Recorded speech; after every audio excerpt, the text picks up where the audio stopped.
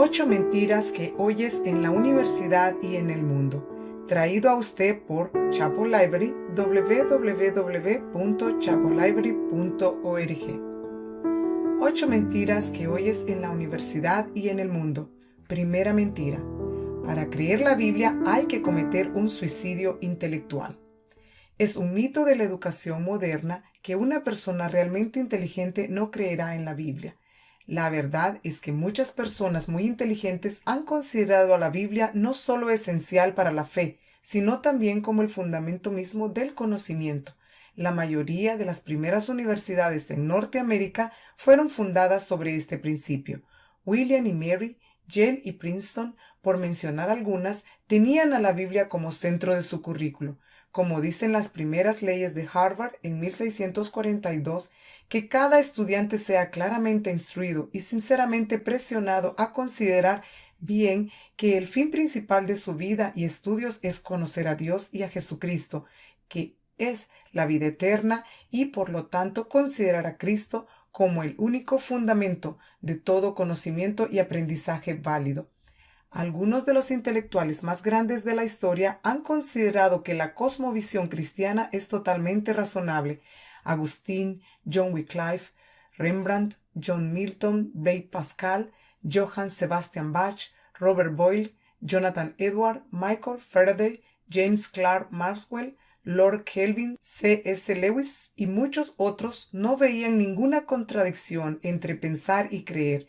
El hecho de que Dios ha revelado la verdad a los hombres, especialmente en la persona de su Hijo Jesucristo, es lo único que puede dar sentido a la vida. La Biblia es ridiculizada hoy por muchos supuestos intelectuales porque su orgullo y su arrogancia los ha cegado a la verdad. Profesando ser sabios, se hicieron necios. Romanos 1:22.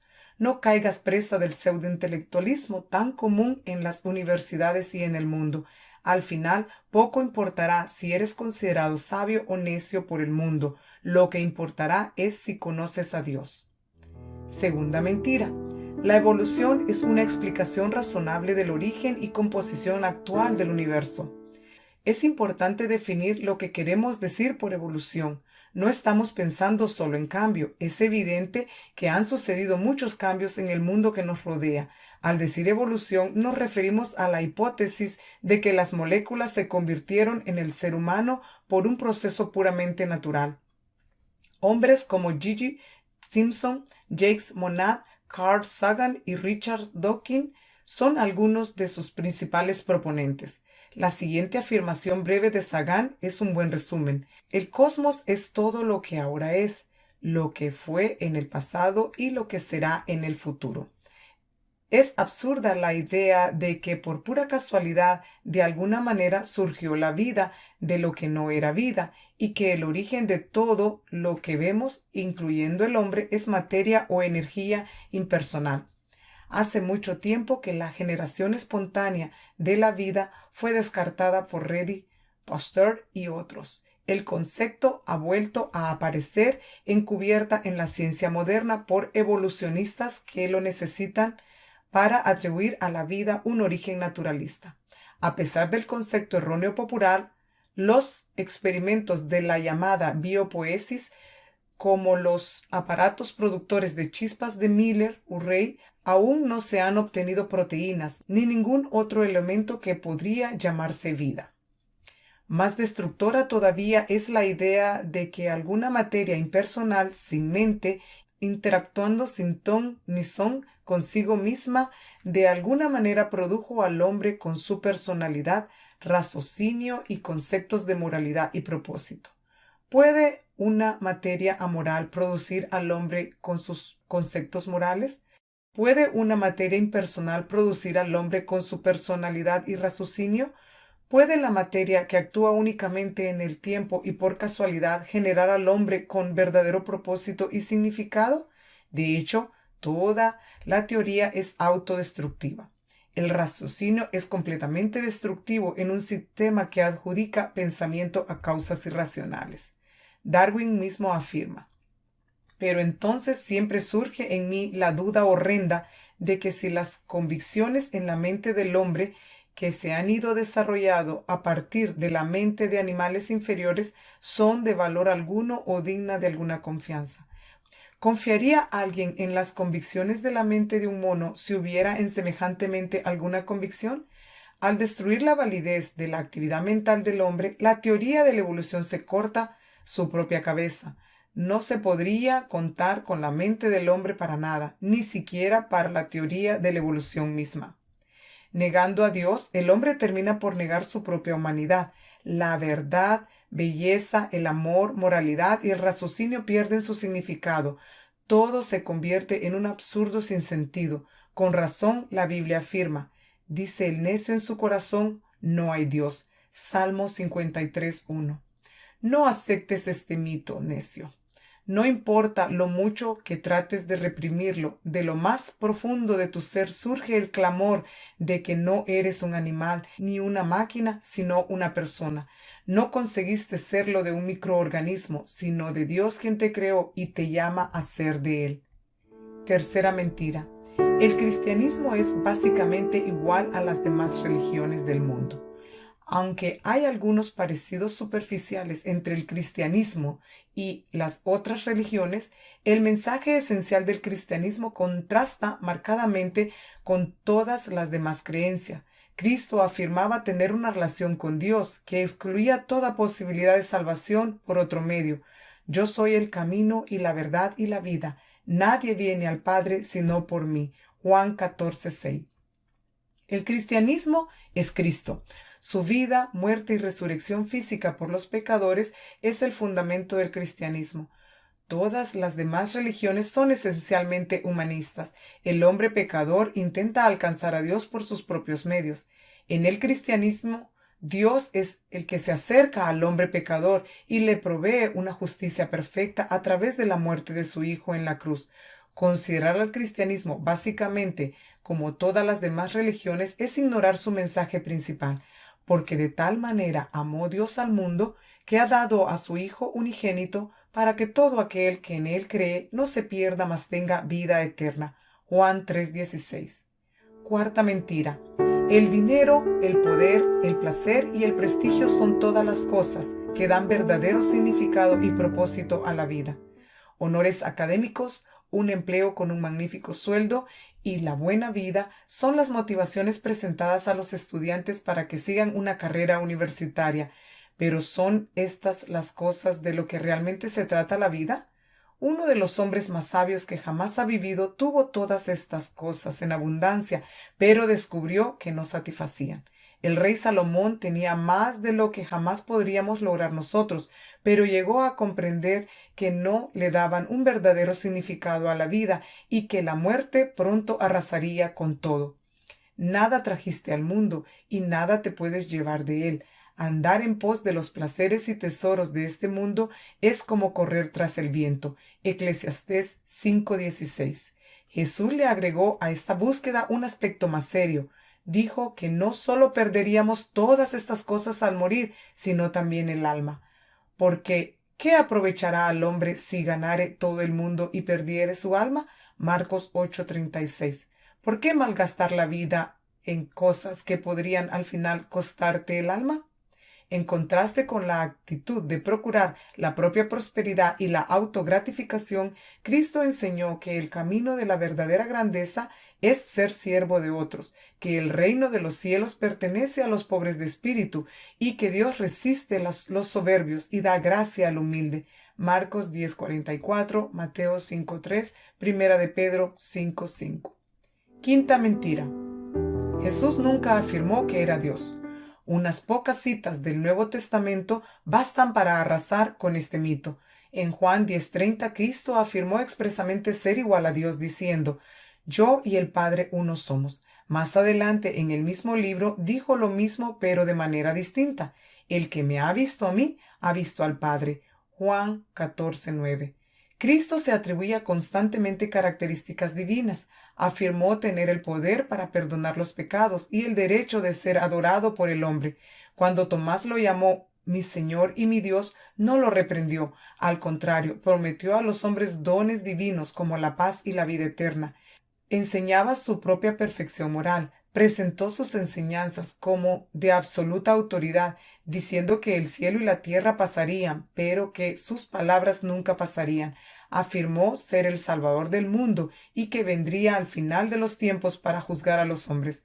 Es evidente que sus contemporáneos judíos entendían que se atribuía deidad y por ende lo acusaban de blasfemia. En cierta ocasión, cuando lo iban a apedrear, les preguntó por cuál de sus buenas obras lo apedreaban. Los judíos contestaron: por buena obra no te apedreamos, sino por la blasfemia, porque tú, siendo hombres, te haces Dios. Juan 10, 31, 33. Estas son solo unas pocas referencias sobre la divinidad de Cristo en el Nuevo Testamento, pero deberían ser suficientes para descartar esta frecuente tergiversación de la persona de Cristo.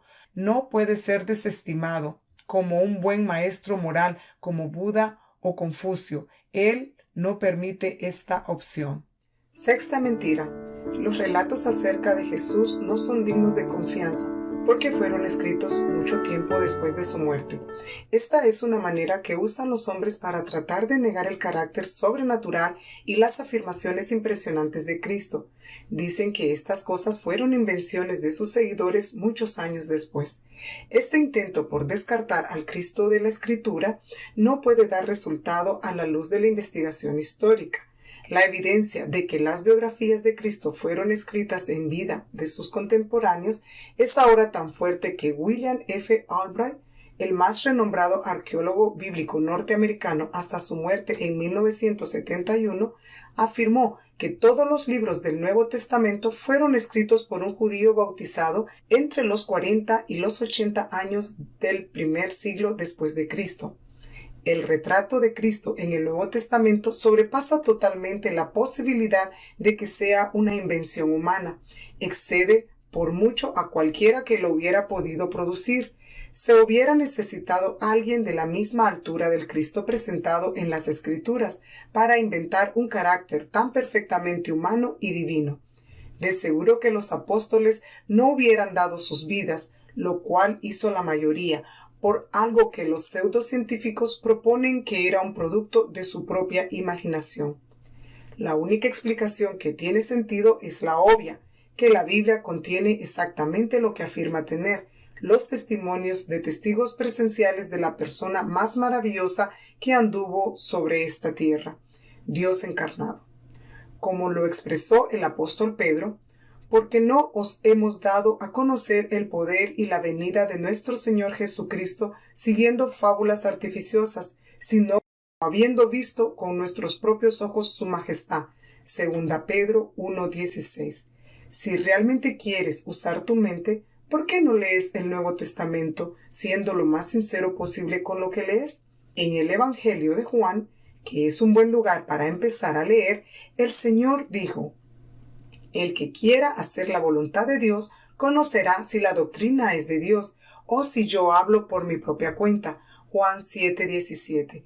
En el mismo Evangelio declaró: escudriñad las Escrituras, porque a vosotros os parece que en ellas tenéis la vida eterna, y ellas son las que dan testimonio de mí. Juan 5:39. Séptima mentira. El hombre es básicamente bueno. A la luz de la historia humana, es sorprendente que los hombres todavía se consideran básicamente buenos. Sin ir más lejos, pensemos en el siglo XX. 2 guerras mundiales, los campos de concentración nazis, Vietnam, los 76 millones de rusos exterminados desde la revolución bolchevique y los millones asesinados bajo Mao. Estos son solo algunos ejemplos recientes del hecho de que la mayor parte de la historia de la humanidad ha sido escrita con sangre y lágrimas. Aún así, el hombre trata de engañarse con pensamientos halagadores de su propia bondad. En cambio, esta es la evaluación realista de la Biblia. El corazón de los hijos de los hombres está lleno de mal. Eclesiastés 9:3.